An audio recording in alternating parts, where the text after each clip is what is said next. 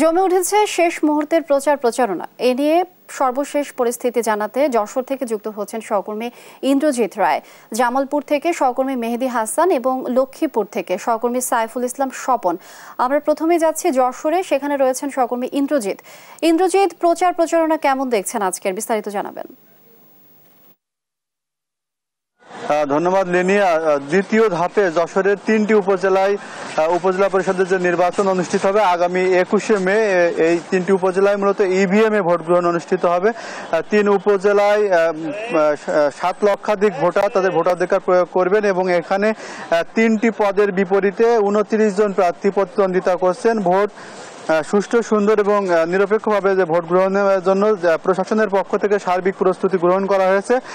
বেলা 11টার দিকে জেলা প্রশাসকের কার্যালয়ে জেলা প্রশাসক এবং পুলিশ সুপারের উপস্থিতিতে এখানে কিন্তু প্রেস ব্রিফিং করা হয়েছে এবং এই যে নির্বাচন সুষ্ঠুভাবে নির্বাচন গ্রহণের জন্য যে প্রস্তুতি সেটি নিয়ে সার্বিক বিষয়ে জানিয়েছেন। এখানে জানিয়ে রাখি যে পুলিশ সুপার প্রলয় কুমার জোয়ারদার তিনি বলেছেন যে সুষ্ঠু নির্বাচনের জন্য সর্বোচ্চ প্রস্তুতি গ্রহণ করা হয়েছে এবং 3টি উপজেলা মূলত নিরাপত্তার চাদরে মোড়া থাকবে। ঝিকরগাছা, চৌগাছা এবং শার্শা নির্বাচনকে সবচেয়ে বেশি গুরুত্ব দেওয়া হচ্ছে, কারণ পূর্বে যে নির্বাচন সেখানে নির্বাচন এবং নির্বাচন পরবর্তী কিছু সহিংসতার ঘটনা ঘটেছিল, সেই অভিজ্ঞতাকে আমলে নিয়েই মূলত এবারে যে নির্বাচন সেই নির্বাচনে পুলিশের পাশাপাশি বিজিবি এবং নির্বাহী ম্যাজিস্ট্রেটের নেতৃত্বে যে স্ট্রাইকিং ফোর্স সেটি কিন্তু জোরালো করা হয়েছে। একই সঙ্গে চৌগাছা, ঝিকরগাছাতেও কিন্তু নিরাপত্তা জোরদার করা হয়েছে। এখানে জেলা প্রশাসনের পক্ষ থেকে যেটি বলা হচ্ছে, জেলা প্রশাসক স্পষ্টভাবেই বলেছেন যে ভোটাররা যাতে নির্বিঘ্নে ভোট দিতে আসতে পারে কেন্দ্রে, সেই ব্যবস্থা প্রশাসনের পক্ষ থেকে নেওয়া হয়েছে। এক্ষেত্রে যদি কেউ ভোটারদের কেন্দ্রে আসতে কিংবা ভোট দানে বাধা সৃষ্টি করতে চায় তাদেরকে কঠোর হস্তে দমন করা হবে বলে জেলা প্রশাসক হুঁশিয়ারি দিয়েছেন। অর্থাৎ জেলা প্রশাসনের সার্বিক যে প্রস্তুতি সেটি নিয়ে তারা এখন পর্যন্ত সন্তোষ এবং বলছেন যে তেমন কোনো ঝুঁকি বা কোনো নিরাপত্তার কোনো হুমকি এখন পর্যন্ত তারা অনুভব করছেন না। তারপরেও সুষ্ঠু নির্বাচনের স্বার্থে যতটুকু নিরাপত্তা নিশ্চিত করা দরকার সেটি তারা গ্রহণ করেছেন। আমি আপনাকে জানিয়ে রাখি যে শেষ মুহূর্তে যে প্রচারণা সেটি কিন্তু এখন জমজমাট। যদি চৌগাছাতে বলি, এখানে মূলত চেয়ারম্যান পদে 2 জন প্রার্থী প্রতিদ্বন্দ্বিতা করছেন, ঝিকরগাছাতেও কিন্তু 4 জন রয়েছে। সব মিলিয়ে প্রার্থীরা শেষ মুহূর্তে ভোটারদের কাছে যাচ্ছেন এবং তাদের যে মন জয় করার যে প্রচেষ্টা সেটি অব্যাহত রেখেছে। তো এই ছিল আমার কাছে যশোর থেকে সর্বশেষ লিনিয়া। ইন্দ্রজিৎ, ধন্যবাদ আপনাকে। দর্শক, যশোর থেকে যুক্ত ছিলেন সহকর্মী ইন্দ্রজিৎ। এখন আমরা দর্শক জামালপুর যাচ্ছি, সেখানে সহকর্মী রয়েছেন মেহেদী, আপনি নিশ্চয়ই শুনতে পাচ্ছেন। শেষ পর্যায়ে নির্বাচনের প্রচারণা কেমন দেখছেন?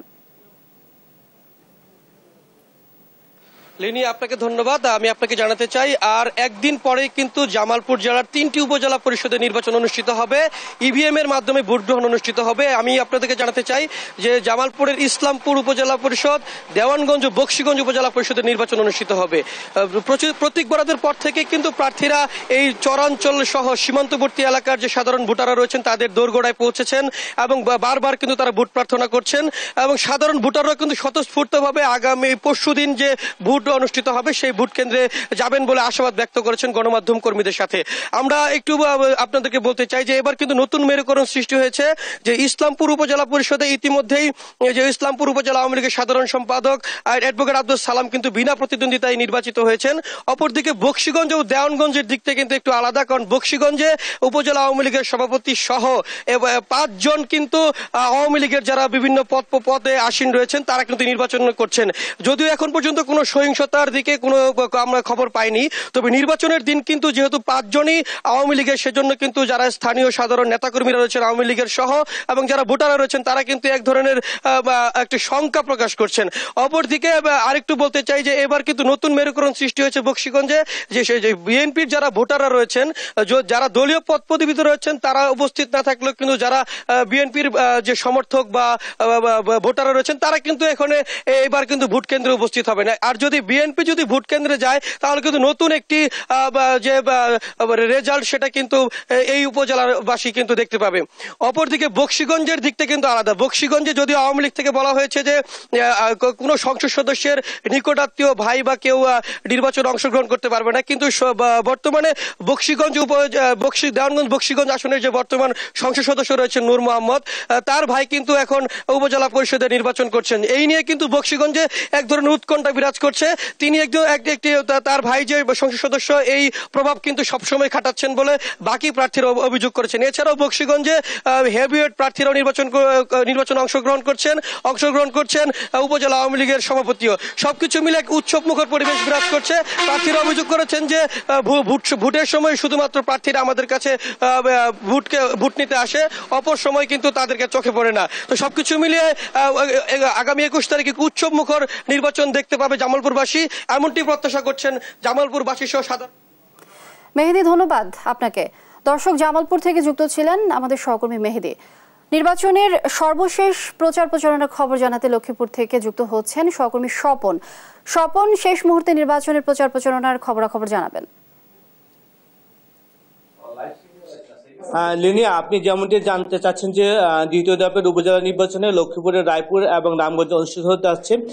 21শে মে লক্ষ্মীপুরের নির্বাচন অনুষ্ঠিত হবে। এই নির্বাচন যত গণিয়ে আসতেছে তবে লক্ষ্মীপুরের রায়পুর উপজেলা নির্বাচনকে নিয়ে তত আশঙ্কা বাড়ছে। এই লক্ষ্মীপুর 2 আসনে প্রতিনিধিত্ব করতেছে লক্ষ্মীপুর 2 আসনের সংসদ সদস্য অ্যাডভোকেট নদী ভগ্নিপতি ও রায়পুর উপজেলা আওয়ামী লীগের সভাপতি অধ্যক্ষ মামুন রশিদ, তিনি আনাস প্রতীক নিয়ে নির্বাচন করছেন।